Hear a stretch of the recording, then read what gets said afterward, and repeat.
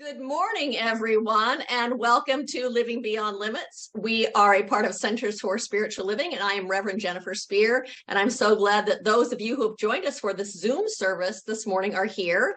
And for those of you who join us later, welcome to this online service. And so we're going to begin today by, I'm going to read the mission statement to you all. And if you know it, I invite you to say it with me. You all are muted. And if you don't know it, I invite you just to take it in. It says, we are a sanctuary where people can discover and reveal the presence of God within their own being and experience their oneness with all life. Through the realization of this inner presence of love and peace, we give way to the evolutionary impulse of the divine and become a beneficial presence in the world. And so that's what we are doing as we walk this spiritual path. This particular path that we are on is we are each awakening to that divine presence that lives within us, that which is our very own divine nature and our essence that we come from, that we are here as walking this human path. We are awakening to the fact that that one infinite divine love and intelligence and good of the universe expresses within us. Because what happens is as we come to recognize that and know that and embody that truth, then when we are out in the world and the world is not reflecting back to us, say, love or peace or kindness or gentleness or understanding, we aren't as reliant on the world reflecting that to us because we can summons it up from within us. And as we do that, then we bring love or peace or kindness or understanding to the situation and to the relationship. And as we do that, it transforms that conversation. It transforms what happens in that moment. And then when we leave that situation and when the other person leaves that situation, we leave differently. We leave as more of a beneficial presence because we are less whatever, agitated or irritated or frustrated or whatever it is. So as we do that, we come to the world differently. The world is reflected back differently. And because we're all part of this connected whole, it affects the whole of everything. And so I thank each and every single one of you for answering the call of your own spirit to be walking this path, to be bringing that presence into this world in a way that is beneficial and in a way that is good. Thank you for that.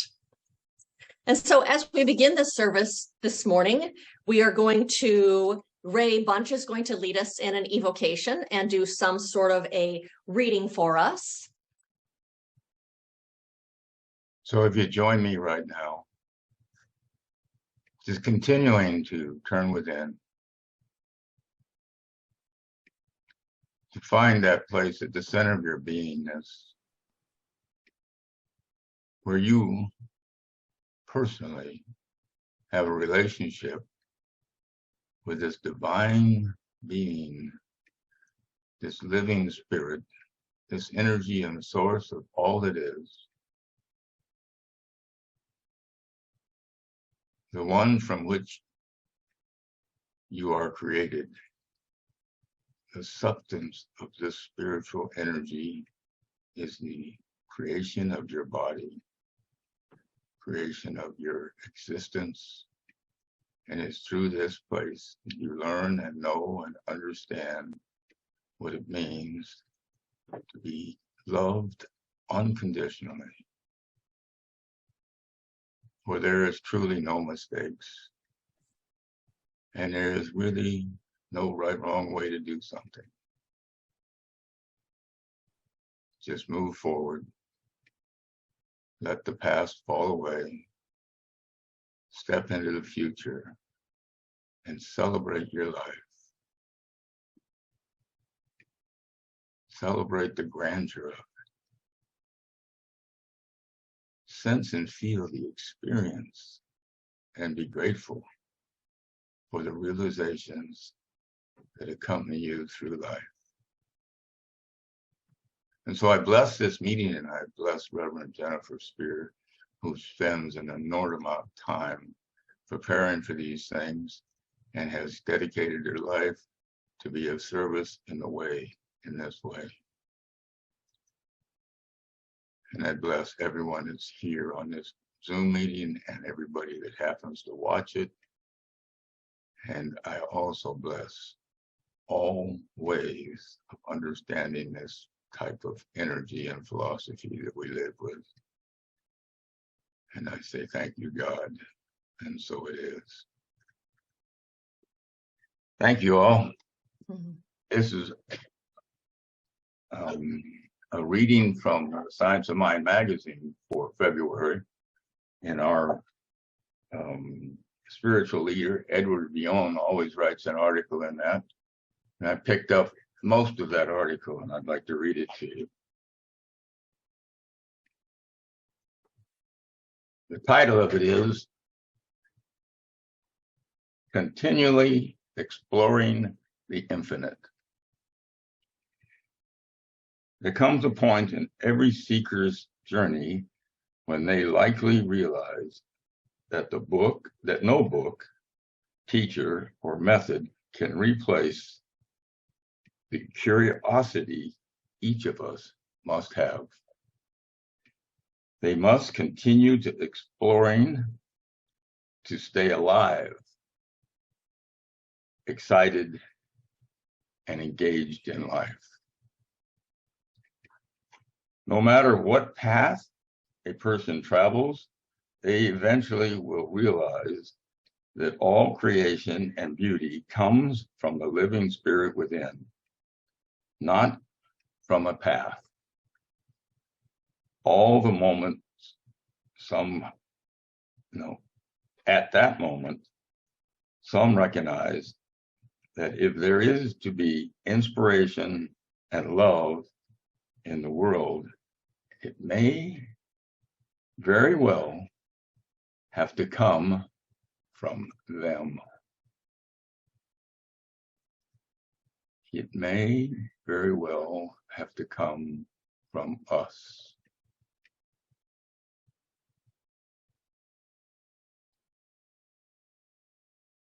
Our founder, Dr. Ernest Holmes, had an insatiable curiosity about all things spiritual.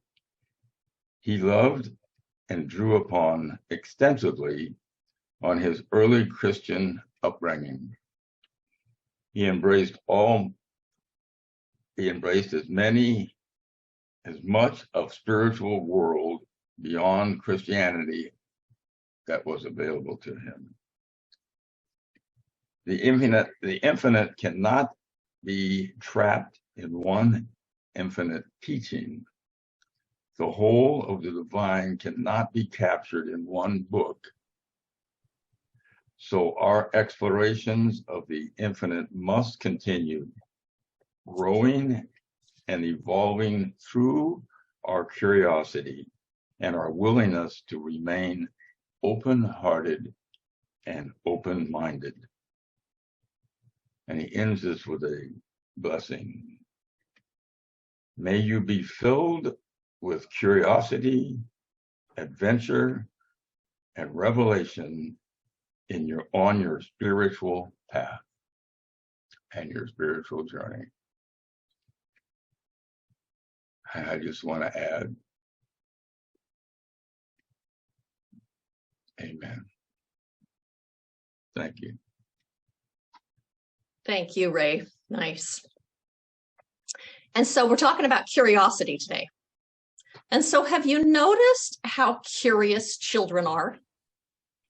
You know, from a baby putting their hands and their feet in their mouth in order to discover them and explore them and possibly to see what they taste like and feel like, to toddlers, how they will pick up everything and look at it and rattle it and shake it and explore it. You know, and if you leave your purse out, a little child is likely to go through your purse and pull every single thing out of your purse just to see what's in there. And of course, then as children get a little bit bigger, they get to that why stage where every single thing that you say afterwards, they say, why? Little kids will take things apart just in order to see how they work. And I know me, when I was a little kid, everywhere we went, I always had to go to the bathroom. And it was actually just to see what other people's bathrooms looked like. And Colleen tells the story when her niece was a little girl and she would come over to stay at their house. If anybody was in the shower, she'd go and she'd pull the shower curtain open just so she could see if they had the same body that she had. It's about exploring. And so, excuse me, we are all born curious. We want to know how things work. We want to know why things are. And as we get older, when things aren't working according to the way that we want them to work, we want to know what to do about it. We want answers to our questions, and we want solutions to our problems. The thing about curiosity is that curiosity opens us to possibilities. Curiosity opens us to new ideas. And curiosity opens us to new understandings and new ways of understanding things. But the problem is sometimes as mature adults that we are, is that curiosity gets dampened. And I think one of the ways and the reasons that our curiosity gets dampened is because of the judgments that we have. That we judge people or things. And once we've judged those people or things, it closes us off to other possibilities. It closes us off to other perspectives and to other information. Not being curious and already having a judgment, a conclusion that we've drawn, closes us off to a greater understanding of someone or something. Perhaps maybe you've decided already in your mind that someone is bad or wrong.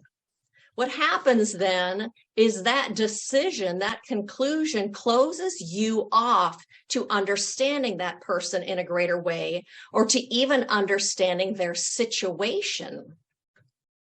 Our judgment stops our curiosity. It stops our curiosity as to why someone's doing something, why someone's being the way that they are. It keeps us from understanding another person's thinking or another person's motivation or another person's beliefs. Our pronouncement of how something is or how someone is stops us from having any other inquiry. I have a friend, Patsy, who is one of my very best friends, and she is a Republican, and so is her husband, and they vote Republican. And I have political conversations with her, and I've asked her why it is that she's Republican.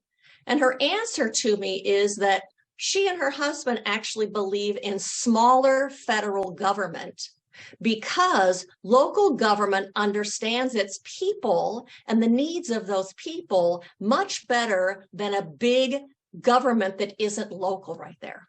And when I hear her reasoning, it makes perfect sense to me, and I absolutely understand her perspective and what she's thinking and why she's thinking that way, and it makes sense to me. Well, Albert Einstein said, the mind that opens to a new idea never returns to its original size. That curiosity stretches our thinking.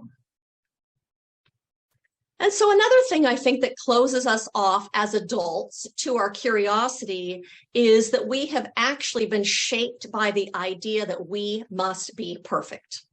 And not just must we be perfect, but we also have the idea that there is really a answer, there is really a behavior, or there is really a rule that is correct.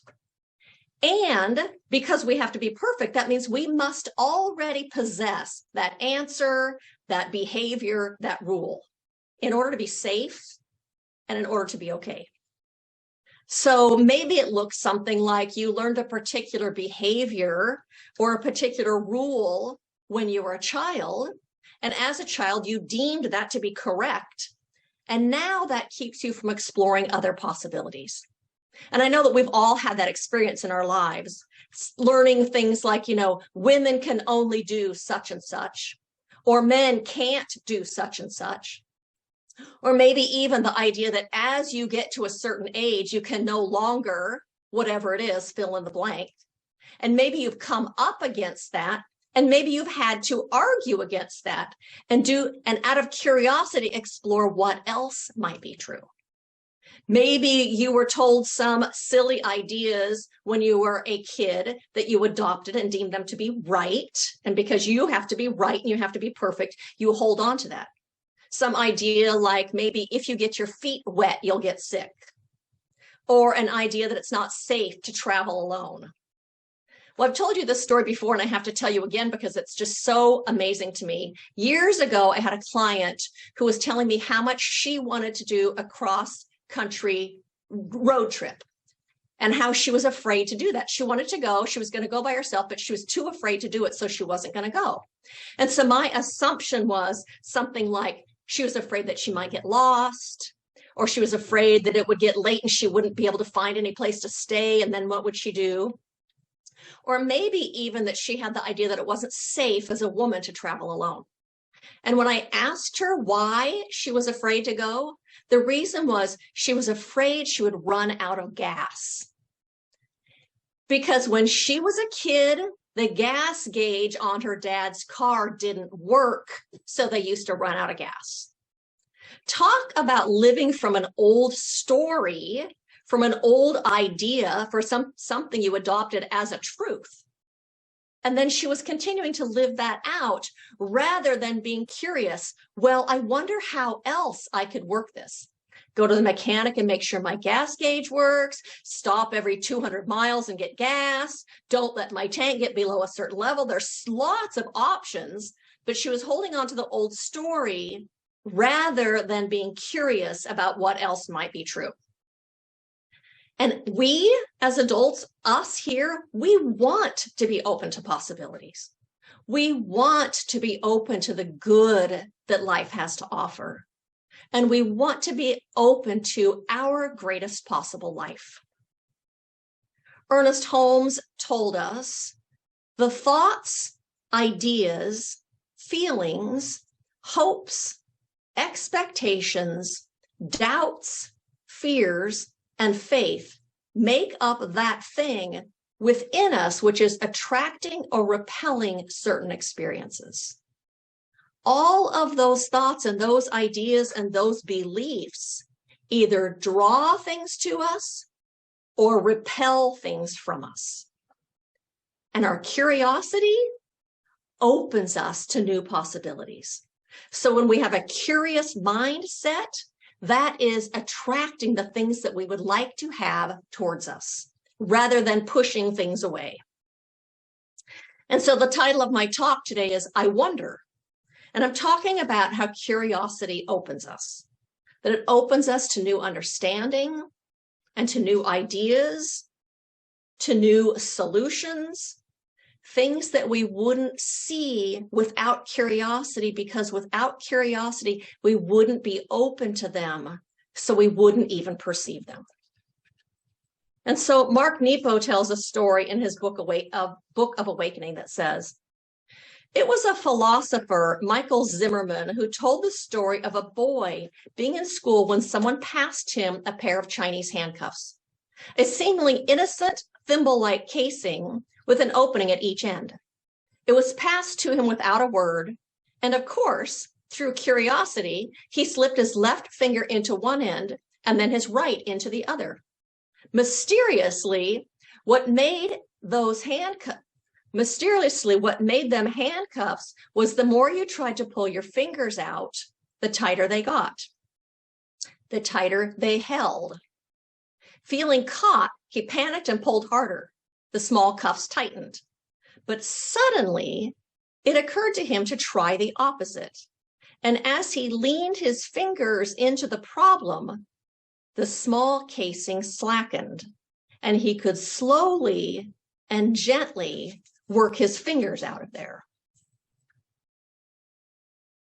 If he had been thinking that he already had the correct answer to pull them, he never would have gotten out. And our thinking that we already have the correct answer, that we already know what is right, and our negative judgments keep us from new possibilities. When we think we already have the answer, we already know the way, it keeps us from other possibilities. And so then if we want to be curious, where and how do we begin? I think we begin by knowing that God is for us, by knowing that if God is for us, then life is for us. Ernest Holmes tells us the first step in overcoming any fear is to concede that God is for us. This done, we have at once overcome the fear by seeing that there's nothing to be afraid of. When we know that God is for us and that life is for us, then it feels safe to let go and to be curious, to let go of having to be perfect, to let go of already having to possess the correct answer or know the way things are. We're safe to let go and explore. When we feel safe like that, then we are safe to step out of our comfort zone and to step out of the box that we have created for ourselves that feels safe. Mark Nepo told us, how far we can see into the deep ocean depends on the calmness or turbulence of the surface. When we know that we're safe, and then we can let go and we can explore other possibilities, that's because the surface of our mind has become calmer, like the surface of the ocean. And when that mind is calm on the surface, we can see more deeply into other possibilities, into other options, into other ways of seeing things, other ways of being, other ways of doing things, other possibilities and perspectives. When we relax like that, we can see those things that were already at the periphery but weren't available to us when we were holding onto that judgment, whatever it was. And then the second thing that we can do when we want to be curious, when we want to bring curiosity into our lives, is to ask ourselves questions rather than knowing we already have the answer.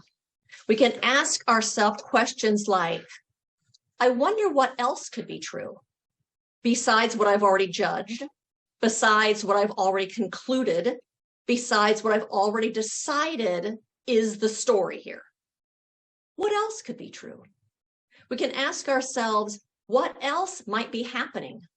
What else might be happening besides what it is that I have witnessed? And so I'd like you to repeat those after me. What else could be true? What else might be happening?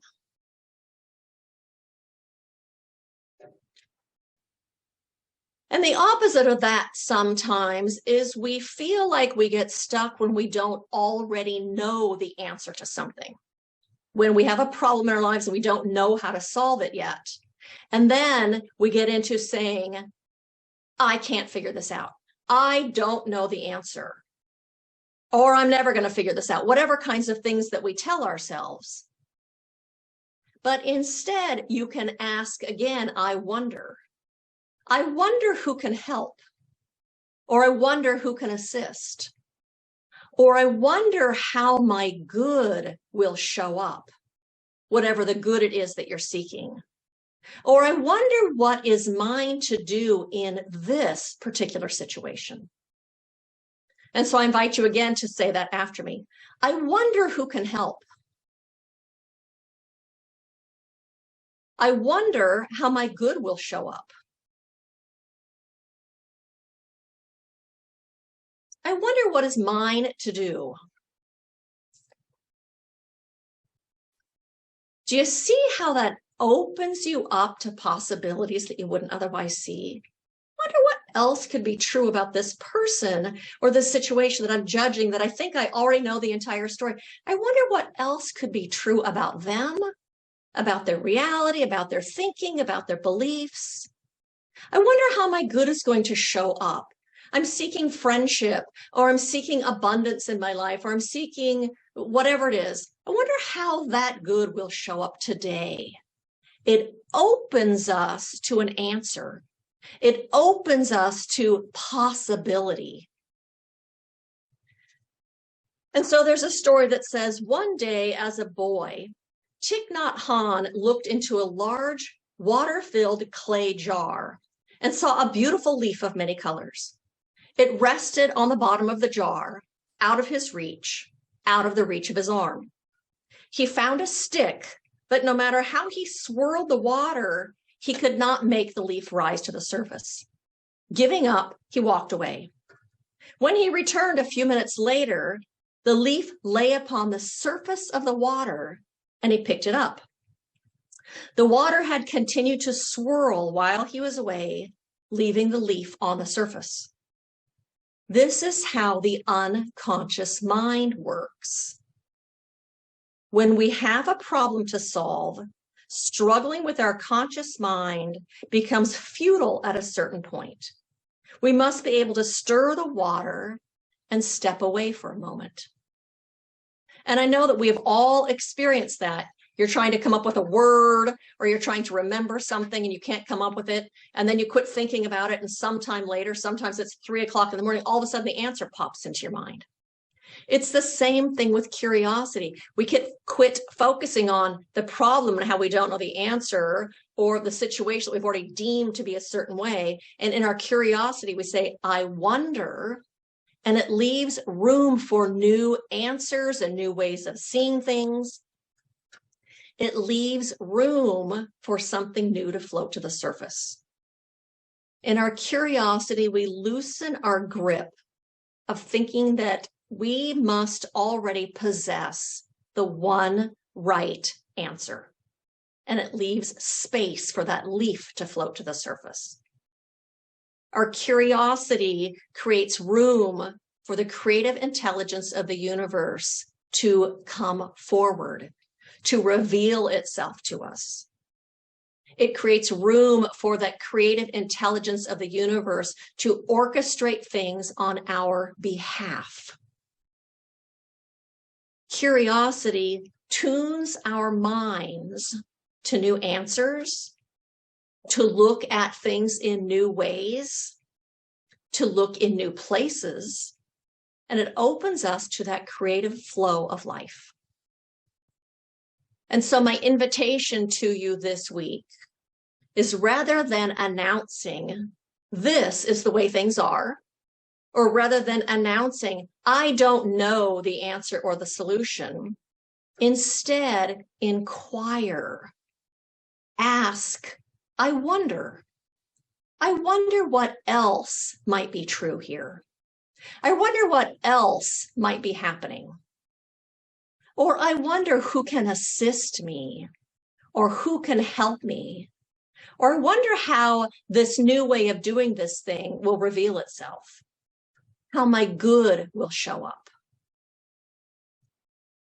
I wonder what mine is to do in this thing, and to live in the question and to be curious about the possible answers and solutions and ways of seeing things. And as a result of that, we will each be open to a universe of possibilities. We will each be relaxed enough to see a new solution. And we will have a greater sense of peace and well-being as we move through our lives. And so blessings to you on your path, and blessings to you as you embody creativity and curiosity and openness and wonder, and how that serves you. So blessings to each of you. And so I invite you to join me in an affirmative prayer. And so as we turn our minds to that one infinite presence and power, that one that is the creative cause of all life, that one that is intelligence itself, that is creativity itself, that is life itself, the life that we are each living, the life that is living itself out throughout all of creation, that this is the thing that we live and move and have our beingness within. And it is that one creative love intelligence of the cosmos that expresses as our own divine nature, as our own inner beingness. And so today we lean into that, knowing that in that mind of God, there are so many perspectives and so many solutions and so many answers, for it is an infinite intelligence and it is an infinite creativity. And so we recognize that wherever we go, we carry this with us. And it is in our openness that it reveals itself to us. And so today we step into our day and into our week and into our life with curiosity and with wonder and with openness, living in the question, I wonder, and opening and listening to the answer. And so I recognize right now that that infinite presence is pouring each and every single one of us out a blessing that is so full and so beautiful that it overflows our lives. And so I also speak this word, not just about us here, but about every single politician and every single decision maker, every single leader, every single person of power, knowing that that same infinite creative intelligence lives within them. And that right now it is revealing itself as new ideas and new ways of doing things. It is revealing itself as solutions and answers that we have yet to bring into this world. For absolutely, we live in this infinite creativity. For that, I'm grateful. I speak this word about every single person on this planet, knowing that same intelligence is right where they are. And not just is it an intelligence, but it is a love. It is love itself. And that leads and guides every single decision that is being made on this planet into creating a world that works for everyone, creating the life that God intended for each of us. And so I release this prayer into the creative law of the universe, knowing that it is unfolding itself right now. And for that, I am grateful. And in that, I say, and so it is. See how amazing that is? There you go. The guidance of my minister is so precious. All right, let's go. You guys realize what a wonderful sermon this was today and how great it is to have somebody that thinks all these things for us and brings them to us.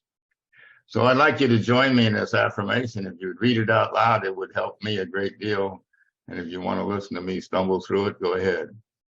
Today my curiosity leads me.